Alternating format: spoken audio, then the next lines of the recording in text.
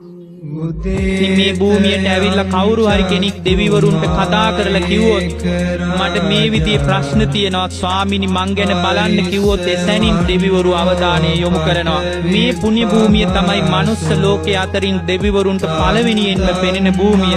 වන්දනා නොකලත් මේ පුණ්‍ය භූමියේදී මේ මහා සෑය දිහා බලාගෙන හිටියත් කුසල් වැඩෙනවා.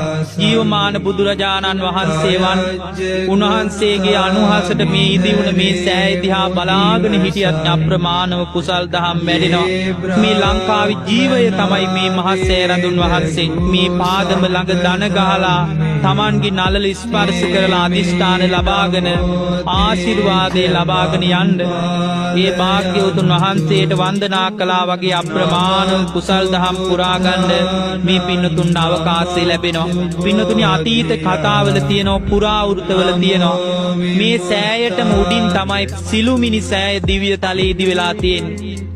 ඒ සිළුමිණි සෑයට උඩින් බ්‍රහ්ම තලයේදී උණු සළුමිණි සෑය තියෙනවා.